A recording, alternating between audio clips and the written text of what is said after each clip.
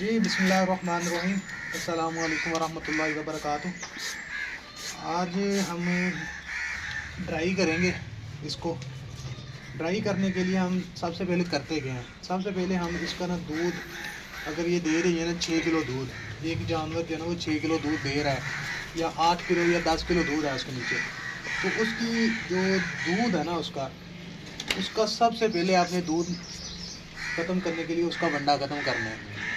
उसका वंडा आप थोड़ा कर दें तो वो आहिस्ता आहिस्ता ना वो 4 से 2 की तरफ आ जाएगी। अगर 6 किलो दे रही है तो वो 2 किलो की तरफ, 4 किलो की तरफ आ जाएगी। तो उसके बाद एक टाइम की आप चवाई मिस कर दें, एक वक्त पे उसको ले आएँ, यानी कि जिसको हम पंजाबी में कहते हैं 8 पैरा जानवर में चोना। उस तो बाद तुसी एक दिन फिर पूरा छड्डो, 2 ਤੋਂ 3 दिन 8 पैरा चोवो। उस तो बाद फिर तुसी एक दिन छड्ड के एक दिन चोवो, एक टाइम चोनी। उस तो बाद आहिस्ता आहिस्ता करके थोड़े जानवर दुध बिल्कुल थोड़ा रह जाएगा, यानी कि 2 किलो आ जाएगा या फिर 1 किलो तो आ जाएगा। फिर तुसी उन्होंने ड्राई करने ना, ड्राई ट्यूबां चढ़ानियां। सब तो पहले असी ड्राई ट्यूब लियांदियां वा ते इनू ना असी पहलों अच्छी तरह दे नाल ना साफ कर लांगे थान नूं। उस तो बाद इहदे विच ना आपां ਜਿਹੜੀ ट्यूब आ वो इंटर करी जावांगे ਤੇ ट्यूब चढ़ाਉਣ ਦਾ तरीका वो भी तुसीं वेख लिओ। ਪਹਿਲੋਂ अच्छी तरह ਇਹਨੂੰ ਸਾਫ਼ ਕਰ ਲੈਣਾ ਵਾ। ਜਿਹੜਾ ਦੁੱਧ ਹੋਇਆ ਪਹਿਲੋਂ ਉਹ ਕੱਢ ਲੈਣਾ ਵਾ। ਇਹਦਾ ਅਸੀਂ ਪਹਿਲੋਂ ਸਾਰਾ ਨਾ ਦੁੱਧ ਕੱਢ ਲਿਆ ਵਾ। ਹੁਣ ਅਸੀਂ ਇਹਦੇ ਵਿੱਚ ਸਿਰਫ ਟਿਊਬ ਚਾੜਨੀ ਹੈ।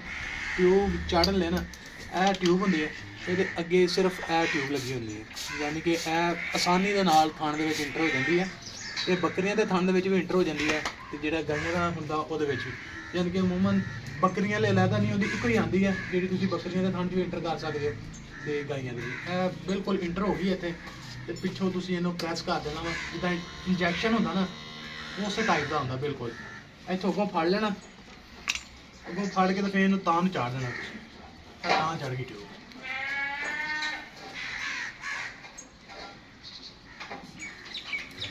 इस तरह चारा थाना के चाड़ लेना वा। इन्हों का जोड़ा फायदा है ना, वो फायदा यह है कि जानवर का जो दुध रह जाता ना, बाद जो दुध बनना वो जानवर के थन को कोई मसला नहीं पैदा होने लगा, मस्टाइटिस नहीं होने लगी जानवर के थन में। अमूमन आप देख रहे हैं कि जिसले जानवर दुध ड्राई करते हैं असी टाइम तो टाइम उन्होंने दुध कढ़ लेने। उस तो बाद अमूमन देखते हैं कि जानवर का जोड़ा दुध जो थना के दोबारा बनया ना, वो वजह के नाल जानवर को साड़ू पै गया, या फिर आप अमूमन देखते हैं एंड ते कि जानवर के जोड़े थन है ना वो छोटा वड्डा हो गया। तो उन्होंने बचाने लिए तुसी ट्यूबां जिहड़ियां ना वो लाजमी चाड़ो, और सकून के नाल जानवर देख लो हिलदा भी निगा ना, ये कोई पेन ना लेना ना देना, तो सकून के नाल तुसी अपना काम जिहड़ा तसल्ली बख्श कर सकते हो। तो बाकी जिहड़ा रह गया उर्दू दे विच कुछ लोग जिहड़े आ यानी कि जिन्होंने पंजाबी समझ नहीं आती, तो इंशाल्लाह उन्होंने लिए आप एक वीडियो होर बना देंगे, तो वह कोई मसला नहीं। तो बाकी थान उन्होंने अच्छी तरह साफ कर लेना, तो चवाई तो पहले भी जानवर का थन जोड़ा ना अच्छी तरह तुसी साफ करना वा, ताकि कोई भी जरासीम जोड़ा ना जानवर के थन के इंटर ना हो, क्योंकि जोड़ा बैक्टीरिया होंदा ना, बैक्टीरिया की वजह के नाल 80 to 85% जी मस्टाइटिस आ वो जानवर नूं बैक्टीरिया की वजह के नाल होंदी। तो बैक्टीरिया 3 किस्म के होंदे ने, जिहड़े कि अमूमन जिहड़े ना जमीन दे विच पाए जाते हैं, मिट्टी दे विच, ते ओह तुसीं उन्हां तो जानवर बचाने। ते धार कड्ढण तो बाद जिहड़ी डिप हुंदी वो तुसीं जानवर दे थणां नूं लाजमी लाओ, ताकि बैक्टीरिया वगैरह जिहड़े थण नूं लगन वो जानवर दे थण नूं लगन तो पहले मर जाण, जद लगदे आ तो फिर मर जाण।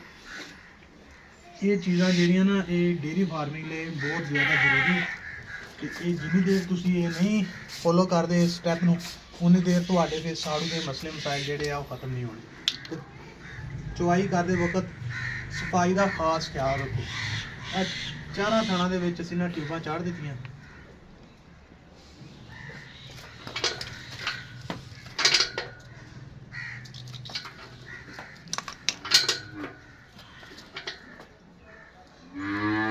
सिंपली ना जानवर नूं ना सकून दे नाल देना ना तुसी ट्यूबां चाड़ सकते हो, कोई पेन वगैरह कोई किसी किस्म का मसला नहीं बनता।